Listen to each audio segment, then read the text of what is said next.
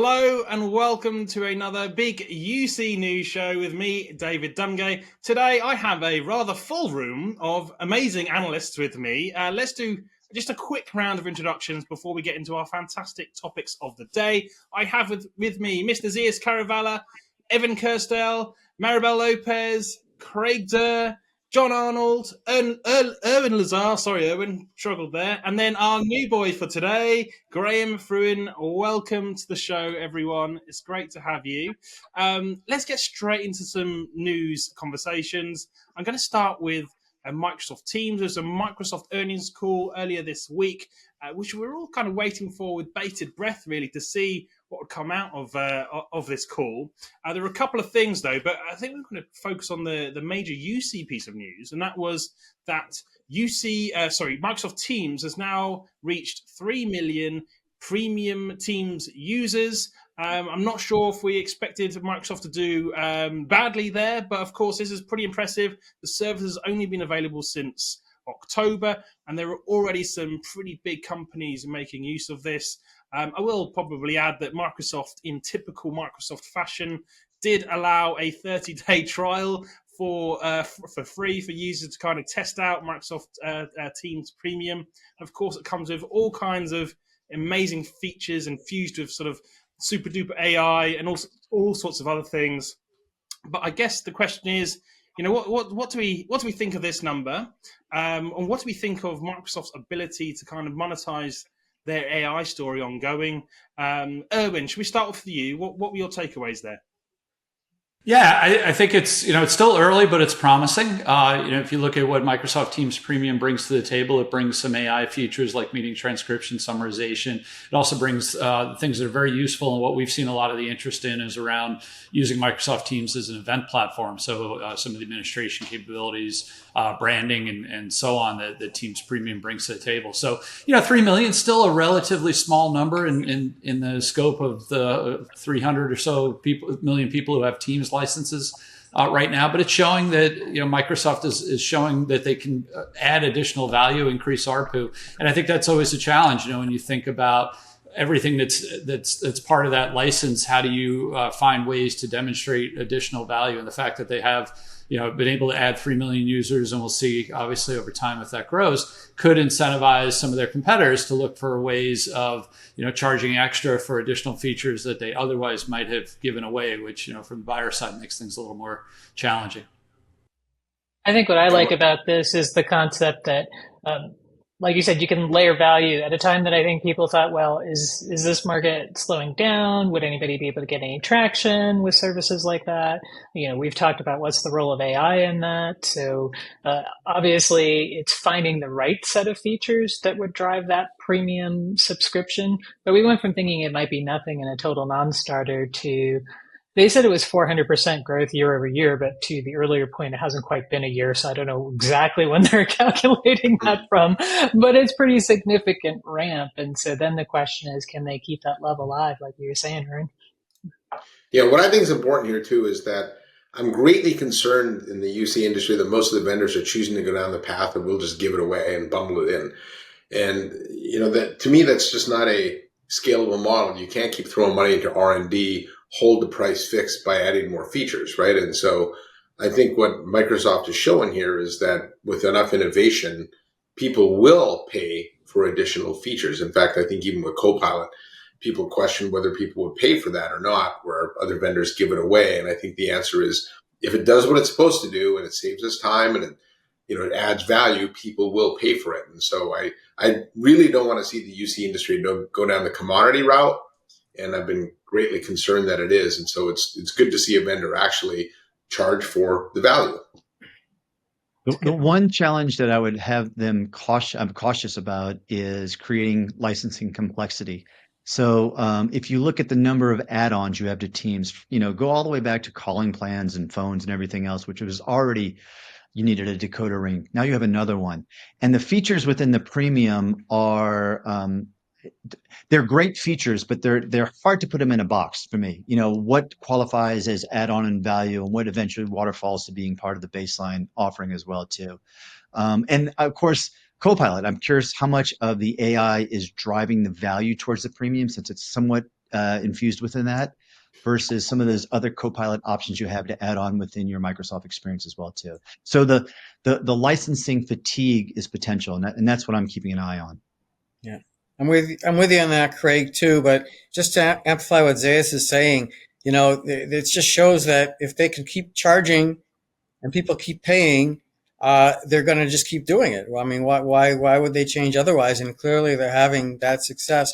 When you start adding events and platforms onto this thing, it builds more of a moat to compete against. Keep Cisco out and Zoom out and Avaya out, and you're really covering the whole landscape now with this.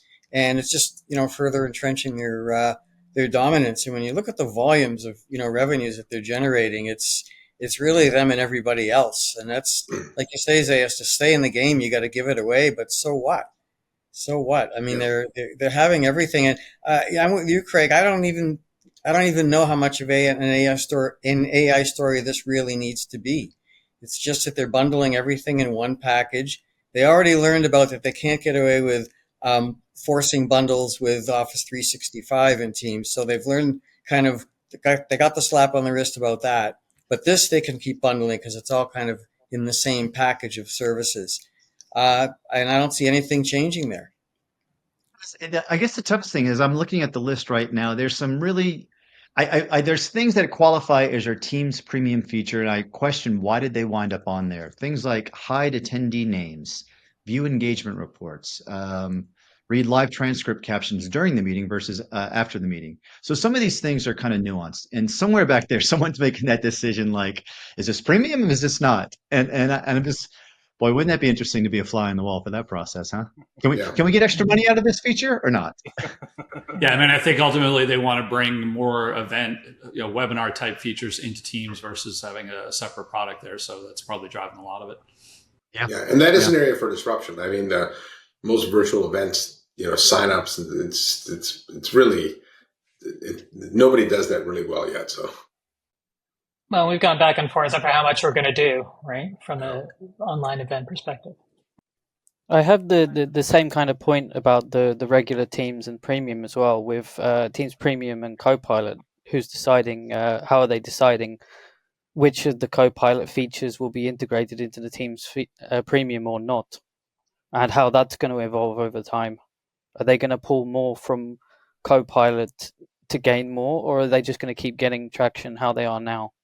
Yeah, don't eventually the Copilot type features eventually just become a standardized set in every, like we would just expect to see it in every kind of communications tool we use, right? I've always said that we know AI is real when we stop talking about it. And it just becomes an embedded part of what we do. And so I think, Graham, to your point, it just eventually, I think we'll see most of that stack built into it. And I think all the vendors will have to comply that way. But there's a certain expectation that these things will get easier to use, and the generative AI component will be a natural part of using these applications. I think this gets back to Craig's point, though, on what does licensing look like right now? And everybody's trying to figure out, what do they want to put as a discrete item and what do they want to have as part of a bundle? And to your point, Zeus, I think eventually we get AI embedded in everything, but there has to be that uplift that even pays for the transaction of allowing AI to happen in the platform, because AI comes at a cost, right? So what we probably get moving forward is we get different licensing with different dollar value tiers that are higher that have AI embedded in it. And then it's a matter of if, can you parse out the AI? Is some AI more relevant and more interesting and worth more than others? But we're not at that point yet. Right now, we're just co-piloting everything on the planet, right? So. Yeah. We're all old enough to remember telecom expense management. I wonder if we'll start to see AI expense management, where companies are knocking on doors saying, hey, we'll audit your AI licenses, figure out what you're using, what you're not using, and pay for our services just based on what we can save you. There's probably a Gen AI bot that can do that on behalf of the Gen AI auditing process. Yeah, we're already seeing that in the cloud space. We have companies starting up who are doing cloud sprawl analysis and SaaS sprawl analysis, and in this new era of the bottom line, that's a hot topic. Is overlapping licenses and overuse of cloud, and why not? Yeah, well, the ROI piece is important too, and this you back up and look at how this ties into Azure, and it's just more data to drive the cloud and everything that they're doing with OpenAI to build their models. This is more than just tying up customers with more and more of your features. There's a much bigger story here too, I think, that speaks to their dominance in the whole AI cloud space. Yeah, I'm going to crowbar my way into the conversation now. I can. That's a great point now, John. Actually, in terms of their dominance, we're just coming off the back of some kind of research of our readership, and surprise, surprise, Microsoft was the most dominant vendor in all of that research. So, but let's move the conversation along a little bit to our next topic, and that is Avaya. Avaya is the story that keeps on giving. Obviously, they've been on a humongous transformation journey with Alan Mazarak over the last couple of years. Alan has finally retired, though, and we have a new CEO over at Avaya, Patrick Dennis. In the last week, we've seen more layoffs. We've seen some notable names actually leave the building as well. Now, this has all been kind of dubbed as just the final kind of phase of Alan's plan that Patrick is kind of completing on and moving the ship forwards. It's great to see some more new blood within the business as well. But yeah, about 180 jobs have gone. So I guess the question is, is this the fruition of Alan Mazarak's master plan? There's a bit of a reshuffle going on. What do we think of this news? Zeus, I know you've been briefed on this. What is your take? Yeah, I've spent a lot of time with Patrick and ML and Soren and a lot of the leaders there, and in a lot of ways, it is. I think they weren't sure where the business would be at this point in time, right? And so they're adjusting headcount to that. But I do know that the 180 headcount, I mean, it's a little overblown. It's 3%. They have about 6,000 employees, so it's not a tremendous number. There's a lot of companies that do that every year, rationalize headcount. One of the important parts to understand, though, is they are reallocating a lot of those heads as well. So on the sales side, they're global account. And so one of the things that Alan talked a lot about is focusing on the global 1,500, right? And going really deep with those customers. Now, their global account managers typically had 50, 60, some had 100 different accounts. You can't really do an effective job of managing accounts if you've got that many. And so at most, they want their global account managers to have 10 accounts. More like 5 to 7 would be the optimal number.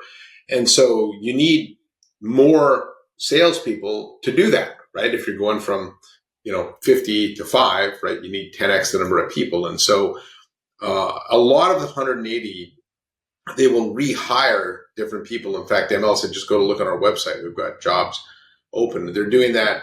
They did that in engineering as well. And so I think that they've had to bring in new talent as well. And if you look, other companies do this all the time. I remember last year when Cisco was doing a reduction of headcount, Chuck on his earnings call said, look, we're shifting resources from, say collab to security. Ideally, we could take people from this group and move it to this group. But if they don't have the skill sets, then we got to bring in new people, right? And I think from an Avaya perspective, one of the reasons they're in the position they are today is because they didn't do that kind of stuff, right? They had a lot of long tenured employees that tend to just hang around, and it was almost like a club there. And I think they're trying to take a lot of that culture and change it, right? So I think these are good changes for the company. The Alan shift was an interesting one. When I talked to Alan about it, he said, look, he likes the transformation work. He likes that kind of mucky stuff. But now that they're down to X's and O's, he said, it's not that I can't do it, but it's just more, in Patrick's wheelhouse. And I do think this was planned for a while. And one of the reasons I say that is because a lot of those top executives that Alan's brought in, they came in because of Alan. And so now you have to question, are they going to leave with Alan executing or exiting? And I asked them all, and they said, no, Patrick was part of our onboarding process. And so we're very comfortable with this transition. And so I think this is, to your point, Dave, part of the larger plan that was put in place. And so we'll see where they go from here. I do think right now, Dave, it's going to be very interesting next year for Avaya. They've got the team they wanted. They got the product where they want. They've got the strategy in place. And so now it's time to start putting up the customer wins, right? So, Yeah. you can talk about it all you want, but now you got to start showing the wins. And so this is a really important next 12 months to show that the strategy they put in place is actually working. So Hiring more account managers is really still just trying to maintain what you have, right? I mean, they've got to grow. They have to if they're going to downshift from the mid market and focus on that, 1500 grouping, that's going to be the hardest place to compete. I'm just wondering, the strategy sounds okay, but can they really translate that into net new growth? And that obviously we have to see how that plays out. But yeah, the first order of pretty business steep protect hill. that base though, right? And so they got to make sure they don't. Sure. If they lose that, now they're in trouble. So They're done. But it's a steep hill for sure. I feel like we've been having these conversations about, protecting the base and trying to find a growth path for them for a number of years now, right? Well, yeah, and many of us were at Engage, and including myself, after having been somewhat detached from what was happening at Avaya for a number of years through all the changes. And the takeaway was a lot of energy, high energy, a lot of excitement, a lot of enthusiasm, and a lot of admiration for the work Alan had done, and a little deflationary to hear some of the latest changes. And we heard a lot from Alan about how the bottom line, the balance sheet, was in such great shape, and to see those changes happening, a little bit disappointed. But the proof will be in the pudding, like Zia said, to see what happens over the next year. I don't think it's a bad thing to change talent out. Good companies do it all the time. It's just like there will be a net reduction of people, obviously, but I think it's something that the company should have addressed. Yes, let me ask you this. I mean, there's two questions actually, and since you've had a chance to talk to Alan, how would you grade him? Was his job done in that 2 years that he was hired to bring in and done well? And then secondly, is he truly retired, or is he just going back to the bench for waiting for the next similar recovery type project? Yeah, I'm guessing he'll probably do another recovery type project. If you look, Craig, I don't know if it was completely done, but from the day he started, he talked about an 8-quarter transformation, and he's at 8 quarters. And so I don't know if the plan with the board was, look, we'll give you 2 years, and then we're bringing, our guy in, or if he negotiated that, or however that took place. But he's been very consistent, 8 quarters, 8 quarters. I didn't think 8 quarters literally meant 8 quarters, right? I thought we'd see him longer than that, but he certainly, did hold to that timeline. As far as a grading goes, I think if you were to ask him behind closed doors, I would guess that Avaya was a bigger mess than he realized it was. Right. And I think there was a lot more work to do there. I think in the 8-quarter time period, I'm not sure you could have done more than what he did without really, burning it down. Right. And he's done a lot of that. And sometimes you need to burn it down to bring it back up. And so I think, look, are they going to come back and be, the great company they once were? Who knows? Right. But I do think they had to change the strategy that they were doing, because more of what we saw over the last 5 years was just going to lead to more of what we've seen over the last 5 years. And so this at least is a different strategy. And so ultimately, is it going to work? I don't know. Like I said, it comes down to the team that's in place now. And, I do like the fact that they've regionalized leadership.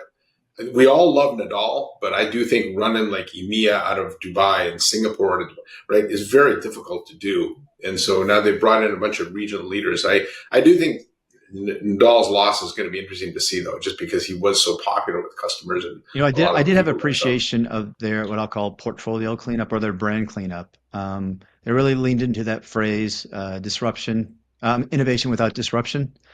I know that you guys, several of you were at GITEX when that became a very mantra that people were raising a flag for. It seems to have, landed well. It could just be marketing fluff, but there seems to at least be some cleanup that took place in the portfolio. Yeah, the large enterprise base is very scared to move, right? To really change things radically. And so I think the innovation with disruption buys them time, and the question is, what do they do with the time? Right? but it also plays to their strength, their core customer, large global enterprise companies. But if that's where they want to hone in on and drive future growth, I just have a hard time seeing how that's going to happen. Whereas the smaller end of the market, there's much more, much more ability to close deals faster and get your volumes up and get those net new wins. So I don't know, but yeah, Craig, I like that tag as well. It does, yeah, it buys you some time, etc. But again, it speaks to the needs of that enterprise market. But the rest of the market isn't there. They're already in the cloud. They've made those changes, so it's a less of an attractive fit there. So maybe they're seeing that and they're saying, you know what, we've got to stick to our knitting and really hone in on the big companies who have a hard time moving off of what they have. But this is a good example of what we were just talking about with the more account managers. You have an organization that has a good embedded base that has to go through a lot of transition, probably needs a fair amount of hand-holding. There's opportunity to change the infrastructure cost for them and still have a win for Avaya. So I think leaning in on that and getting that nailed, I mean, it's really hard. Like if you think of just even in basic consumer, like if you're a telco and you're trying to get a consumer to come on, it costs you hundreds of dollars to get that one consumer. And then if you lose them, they got to come back. So then magnify this concept by, 10,000 seats, 15,000 seats, there's it's a lot easier to keep one company, make them happy and try to do an upsell than it is to backfill that with 250 smaller companies, right? So this is what they're trying to do. And it's not a bad strategy. I know it gets to the where's the growth opportunity come from, but there's something to be said for like stability and a solid base and proving that you can execute and migrate people over into a new world. And if you can do that, then that gives you the opportunity to come from a base of strength and tell other people, hey, we did it with them. We can do it with you. We can take you off of Cisco. We can take you off of, whomever, right? So, well, don't forget too that Alan always said we missed the first wave with cloud, but AI, it's still early enough. That'll be an even bigger opportunity. That's where we're gonna, that's where they think they're gonna close the gap and get into the plus column. And okay, so if that's the part of the strategy that Alan laid for that, I guess we want to see more, not just reorg of the sales organization, but where is that AI innovation, maybe with disruption, Craig, but that real innovation that AI is promising. They've got to show leadership there if that vision is going to come true. So I got a big beef with the AI point at the moment, right? And it's like, here's my beef with the AI point. So every single vendor comes in and we're going to make like gobsmacks of money selling people AI, right? But they pitch the whole portfolio like, our portfolio is amazing because it has AI. And then when you roll up to them, they're like, oh, you want the AI? It's like all the features that you could put on a car. It's like, okay, we're going to get you this AI, and then we're going to get you that AI, and we're going to get you this other AI. And it's like 15 different things that you have to layer on to get the product that they talked to you about in the beginning. Now, I get why everybody wants to demonstrate that they can make money with AI. And we've talked to a lot of different vendors in this space around it. And I think everybody on this call obviously has. So the question is, it's like, what do you really get when you're buying a product? Like what AI do you really get versus what AI is going to be an overlay? And it's like, hey, just make a bundle, charge me more with the AI included on it, because people can't do the upsell. When you go to a company, they're like, if this is going to cost me 10, 15, 30% more to layer in the AI, I can't get the budget for that when I'm moving over into cloud as an example. So we have just got to rationalize, if it's going to come with AI, that's going to cost you more. It's going to be more in R&D dollars. Then we have to find a way to make that so that people can consume it without feeling like they're going to be nickeled and dimed with it as well. Sorry, that was my rant on AI because it just happens all the time. No, good rant. I like rants, especially from you, Maribel. But I mean, just to reiterate, though, customer experience, customer service is the one top area where AI will have the biggest impact, not UC and other areas. So now's the time, and now's the space. And gosh, I've probably had 300 innovators in voice bots and conversational AI on my podcast. Everyone is like laser focused on this area, right. And it's time to triple down for Avaya. The challenge for Avaya and really all the CCaaS vendors, all the contact center vendors, though, is that Wall Street believes that it's going to create a big deflationary effect on the contact center industry, right? So they've got to tie, to your point, Maribel, AI to seek growth to revenue growth, right? Because a lot of investors now believe that if AI can do a great job of customer service, companies will cut their number of agents in half, which creates a much smaller addressable market, right? For sure. For sure. But that's more of an industry problem. So does Edify get them there? Is that, do they have to make more moves, bigger moves like that if they're going to really be a leader? No, I don't think that's enough, right? But it's a start. But the good thing about AI is there's enough public models that they can use to bring into their product. The engineering team itself has gone through a pretty big change, right? So Soren's done a lot of hiring and bringing in new talent and stuff. But I think we're really early in that cycle, particularly for Avaya. Yeah, they actually just had a call before we're recording this where they talked about roadmap for the next year, and AI ecosystem was a big part of that. So yeah, they're not going to be able to do it all themselves. To Evan's point, there are 300 companies delivering different AI solutions. I think the success comes from having some of their own capabilities, but also layering in partner capabilities, making it easy for customers to consume that and integrate it into the core Avaya platform. It's same is true for any other vendor in the space, I think. Yeah. AI, it's a team sport. All right, I think that's a good. I think that's a good place to move on to our next topic of today. We're going to talk about resiliency, and now we saw a mass sort of meltdown of the digital world a couple of weeks ago, caused by a CrowdStrike update. That if you're on social media at that time, that it was alive with people happy that they didn't have to go to work anymore. And sad because they couldn't catch that flight because many of the airlines went down as well. Although notably, actually, American Airlines, they had quite a nice story. They were up and running again sort of fairly quickly within an hour, I think. It was a bit of a story of two halves, really. And I know there was more recently, there was an incident at the Olympics as well. But what can we learn from these kind of outages about resiliency? Craig, I know you had some thoughts and opinions on this. How can people respond to this? And, what did you make of all this kind of major meltdown? I appreciate asking. We had a debate as a chat earlier among the analysts on this call, and we were trying to hone in on the idea, does CrowdStrike truly impact unified communications? And it probably only on the peripherals. It wasn't as much since it was a lot of endpoint. But the idea of vulnerability to a system is what really piqued my interest there. And just at that same time, across the BBC Newswire came a story that they wrote about the attacks taking place in France related to the Olympics, and they called them attacks, despite having 20,000 additional soldiers there to back up the 40,000 police officers were there. People were able to physically go through and cut phone lines. Fiber went down, and entire areas of the city did not have phone service. So it just raised the question to me, are we still at a point where some systems can still be vulnerable to attack on such a global national level or at points of crisis or key importance? I think so. And it may not be a CrowdStrike, which is a little bit more of a push of an update taking place and there was bad decisions and catastrophic impacts. But the vulnerability of our infrastructure is still present.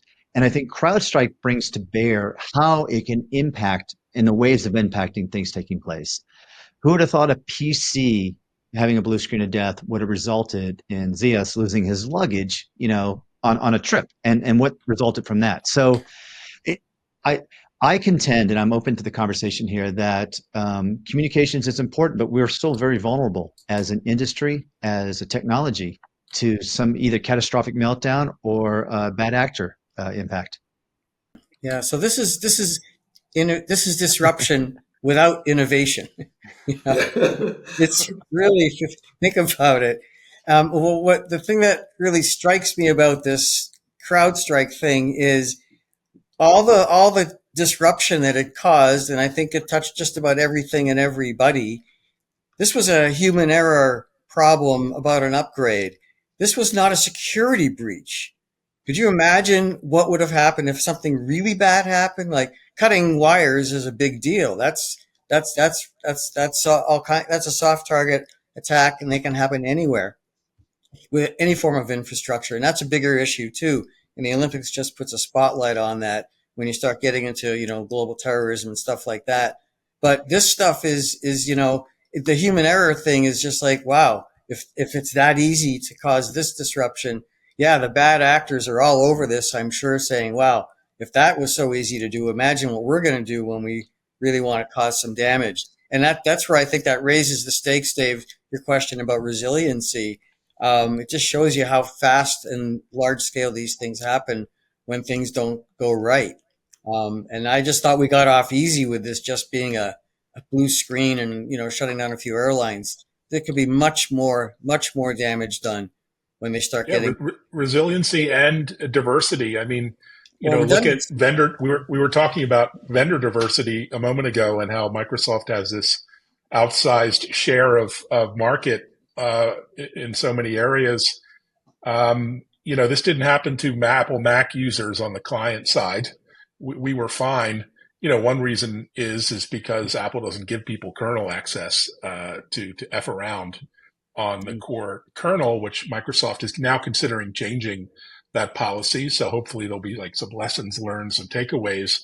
But vendor diversification, system redundancy, data redundancy, have become so obviously important, not just for these sort of attacks, but for any ransomware attacks. And even in our personal lives, I heard Zayas talking about how he had 3 different flights booked on 3 different airlines to get home just so he could jump on one. And, enterprises need to think about that sort of diversity and redundancy moving forward. So the thing is, the technology is there to create redundancy and diversity. The question is, do the vendors follow it? Like in the case of CrowdStrike, I have never heard of a cloud provider pushing an update to every node they have all, because typically you see cloud outages all the time, but the cloud provider just fails over to another cloud, another region.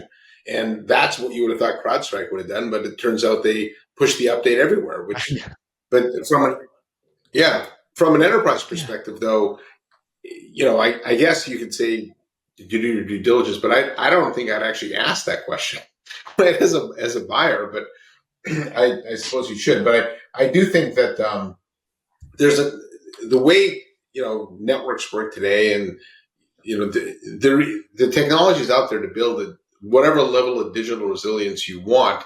The question is how much. It's a balance of spend and and things like that for companies, but it does underscore the importance of it. And but the tools and technologies there to protect yourself if companies are willing to put the money in, and that's the big question. Right? I guess the thing that I see is really important as a lesson from this as it relates to UC or anything is the concept of your dependencies, right? So usually there's oftentimes an illogical number of interdependencies that you as an organization have not kind of fully worked through. And therefore, even if you backed something up, no one would have thought that, well, the issue is that CrowdStrike did this, so that meant that for Microsoft, right? Yeah. So did anybody draw that connection? And usually you don't. And, we've seen other big, high profile that were more cyber related, like the MGM one. They had all their systems tied together. You couldn't order food. You couldn't get your valet card. The slot machines didn't work. And so at some point you had to say, did they roll through all the data interdependencies or service provider interdependencies? Like what service provider needs to depend on what other service provider? And this is where it gets a little wonky. So that's a interesting risk exercise that I think a lot of organizations need to do now.